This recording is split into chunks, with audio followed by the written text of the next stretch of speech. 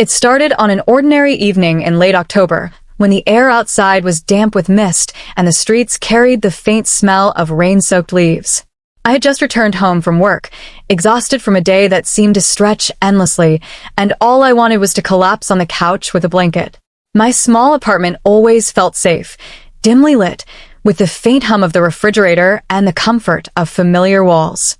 But that night, something felt different. There was a heaviness in the air, as if the very shadows in the corners had thickened, watching silently. I ignored the feeling at first, convincing myself it was just the exhaustion. I made a cup of tea, set it on the coffee table, and curled up on the couch with my phone. Scrolling through social media usually distracted me, but for some reason, every shadow in the room seemed to catch my eye. The corner near the window looked darker than usual, like it was swallowing the light from the lamp beside it.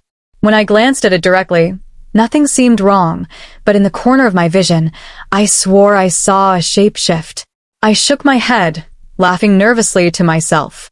"You need sleep," I muttered, trying to brush off the unease. But deep down, I knew it wasn't just my imagination. That night, as I got ready for bed, the sense of being watched only grew. In the bathroom mirror, as I brushed my teeth, I saw it for the first time. A flicker. Behind me. Not a reflection of me, not even a trick of the light, something else. A dark outline, faint but there, standing just beyond my shoulder. I spun around, heart pounding, but the bathroom was empty. My towel hung on the hook, my shower curtain swayed slightly as if touched by a breeze, and silence filled the room. I didn't sleep much. Every creak of the floor, every hum of the refrigerator, every car passing outside felt amplified. Worse, I kept feeling as though someone or something was right behind me. Over the next few days, the occurrences escalated. Lights flickered for no reason. Objects moved slightly out of place. I would leave my keys on the counter, only to find them later on the floor. My tea kettle once whistled on its own even though I hadn't turned it on. But the most terrifying moments always involved my reflection. In the mirror, the shadow grew clearer.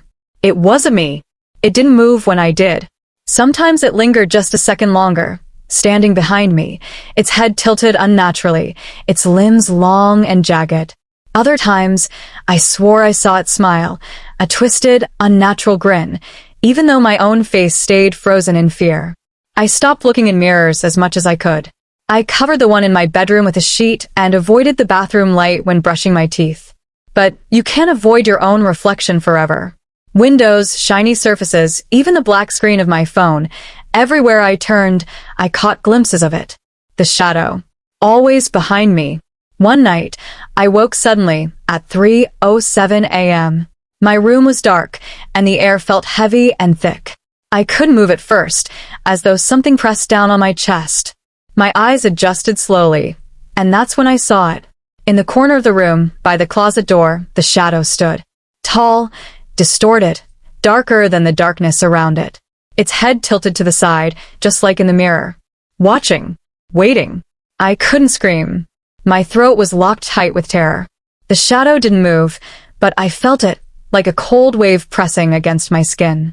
Then, without warning, it stepped forward. Not quickly, not dramatically, just one slow step, then another. The room seemed to stretch, the walls bending, the air crackling. Finally, my voice broke free, and I let out a strangled scream. The shadow stopped. And then in an instant it was gone. From then on, I knew I wasn't safe anymore. I stopped inviting people over, ashamed of what was happening. How could I explain that I was being followed by something only I could see? I researched obsessively, paranormal forums, Reddit threads, obscure blogs, anything that might explain what was happening to me. The word that came up the most was shadow people. Entities that feed off fear, that appear in mirrors or dark corners, that grow stronger the more you acknowledge them. Some people claimed they were harmless. Others swore they were omens of death. One post chilled me to the bone. A woman described how the shadow behind her became clearer and clearer until one night, it touched her. After that, she wasn't herself anymore. Her family said she changed, became cold, detached, empty. They claimed she had been taken. No one ever saw the woman again. I wanted to stop reading, but I couldn't. The thought that my shadow was growing stronger every day gnawed at me. The final straw came one rainy night. I was sitting in the living room, the storm raging outside, when I felt it. That familiar weight in the room. I didn't need a mirror this time. Slowly, trembling, I turned my head. There, standing not 2 feet behind the couch, was the shadow. Its form was clearer than ever, tall, stretched, its limbs impossibly long, its face an endless void. I couldn't see eyes, but I felt them, burning into me.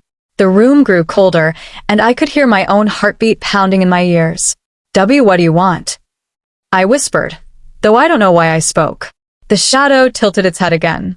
Then it moved. Not toward me, around me.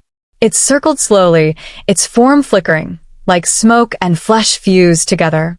Every instinct screamed at me to run, but my body was frozen. When it finally leaned down close to my ear, I felt the coldest breath imaginable sweep across my skin. And then, for the first time, it spoke. "You can't run. I'm already inside." The voice wasn't human. It was layered, as if dozens of whispers spoke in unison, crawling into my brain. I gasped, clutching my head, and everything went black. When I woke, it was morning.